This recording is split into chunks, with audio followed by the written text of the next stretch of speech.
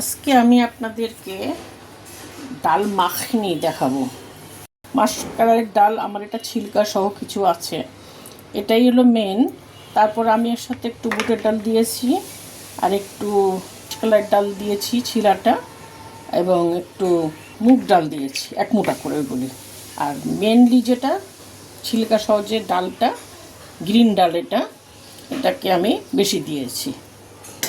আমি 2 ঘন্টা ভালো করে ধুয়ে 2 ঘন্টা ভিজিয়ে রেখেছিলাম। এখন আমি এটাকে প্রেসার কুকারে দিয়ে দিচ্ছি। এটার সাথে পানি দিয়ে দিচ্ছি।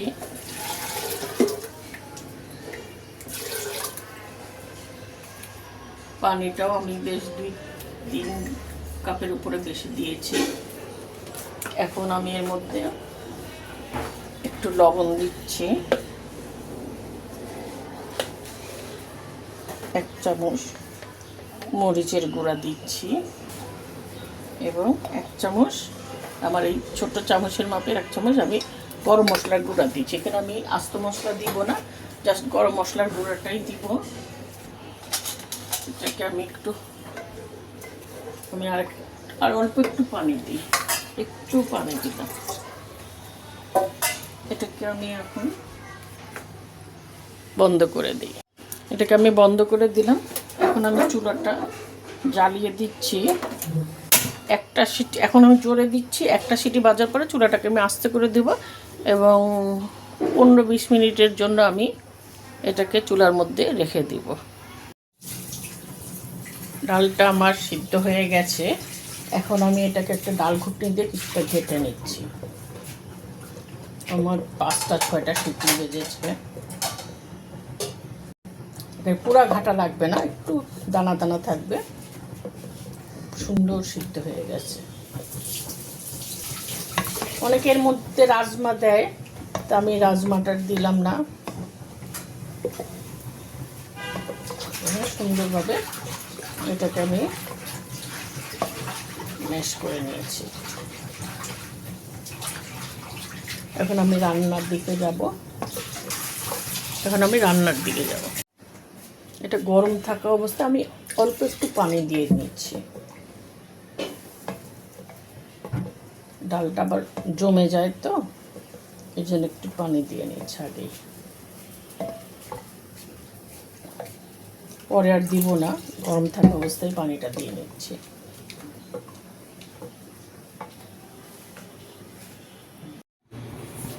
আমি এখন ডাল মাখনিটা রান্না করব। একটা কড়াই বসিয়ে নিয়েছি, এখানে আমি একটু সাদা তেল দিচ্ছি আগে।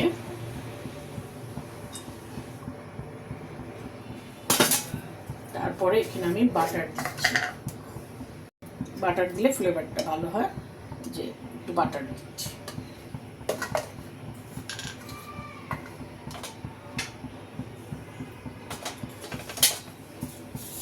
এটা আমি একটু গলিয়ে নিই।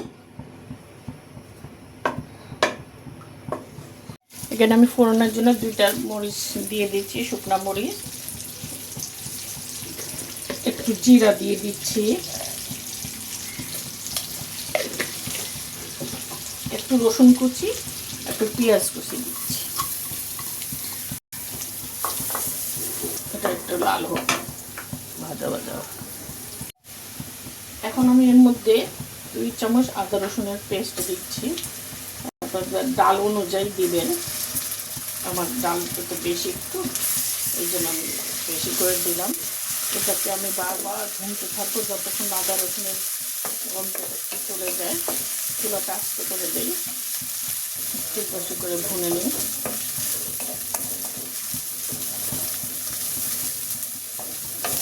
আর আদা রসুনটা আমার ভুনা হয়ে গেছে। এখন আমি, আপনাদের কাছে যদি টমেটো থাকে তাহলে 3-4টা টমেটো পেস্ট করে সেটাকে দিতে পারে, নাহলে টমেটো পিউরি দিতে পারে। আমার কাছে ধাবা স্টাইলের টমেটো ভুনা করা আছে, এটা ঠিক ধাবা স্টাইলের। আমি 3 চামচের উপরে একটু দিয়ে দিলাম। এর মধ্যে কাশ্মীরি মরিচের গুঁড়াও আছে, যার কারণে আমি মরিচের গুঁড়োটা আর দিব না। আপনাদের কাছে কাশ্মীরি মরিচের গুঁড়া না থাকলে শুধু মরিচের গুঁড়া একটু দিবে। আমি এখানে একটু ধনের গুঁড়া দিব, যেহেতু জিরার ফোড়নটা দিয়েছি, জিরার ফোড়নটা দিব না, একটু ধনের গুঁড়া দিব। আর মরিচের গুঁড়া যেহেতু আমার এটার সাথে মরিচের গুঁড়া আছে, আমি আগেও একটু মরিচের গুঁড়া দিয়েছি শীতের সময়, এই জন্য মরিচের গুঁড়াটা দিব না। এখন এটাকে আমি ভালো করে ভুনা করে নিই।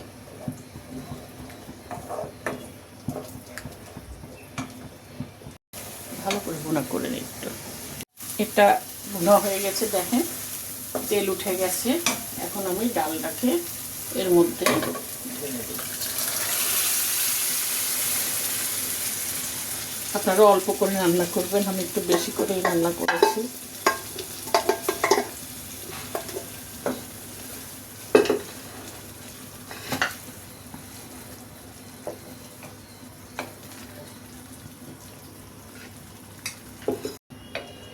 এখন আমি একটু লবণ দিচ্ছি,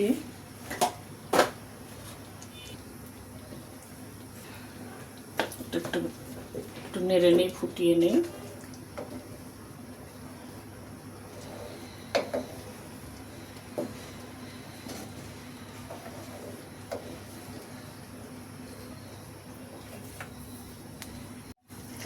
ডালটা ফুটছে, এখন আমি এর মধ্যেও একটু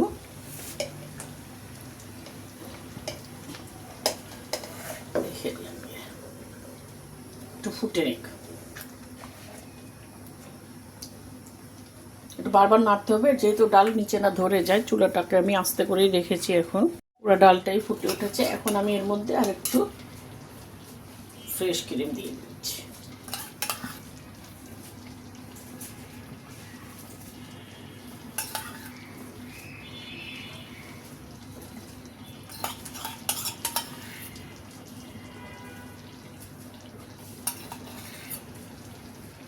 আমার কমপ্লিট হয়ে গেল ডাল মাখনি।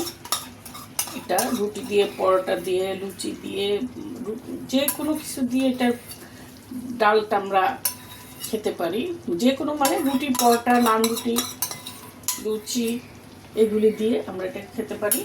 এটাকে পাঞ্জাবিরা বেশি খায়, স্বাস্থ্যের যেটা উপকারী যেটা, এটা সেটা এরকম। তা বানিয়ে দেখালাম, আপনারা বাসায় ট্রাই করবেন। ডাল মাখনিটা খেতে খুবই মজার জিনিস। ভালো লাগলে লাইক দিবেন প্লিজ। কে কোত্থেকে লাইক দিবেন আমি দেখবো, আমার কারা কারা পরিচিত, কারা কারা লাইক দিচ্ছে। শেয়ার করবেন। আল্লাহ হাফেজ।